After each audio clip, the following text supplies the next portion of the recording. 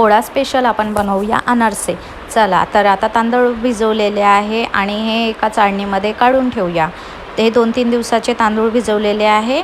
आता हे चाळणीमधून काढलेले आहे। त्यानंतर फॅन खाली थोड्या वेळ सोकवायला ठेवले आणि आता ते मिक्सरमधून छान बारीक करून घेतले। त्यानंतर त्याच्यात साखर वगैरे मिक्स करून त्याच्या हुंड्या बांधल्या आणि आता अनारसे बनवायला घेऊ।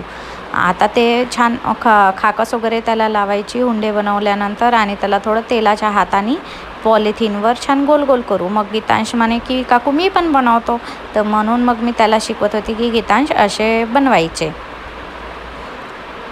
मस्त त्यांनी पण मस्त बनवू लागले। बघा बरं तुम्ही, जर तुम्हाला व्हिडिओ आवडला असेल तर आम्हाला फॉलो नक्की करा।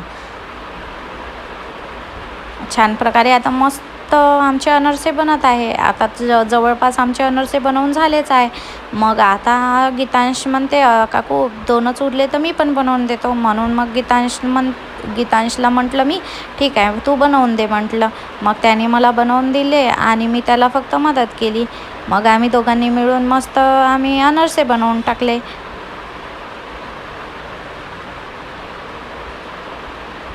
चला तर मग आता हे अनारसे आमचे रेडी झालेले आहे। आता कढईमध्ये तेल तापवलेलं आहे, त्यामध्ये आता अनारसे फ्राय करू।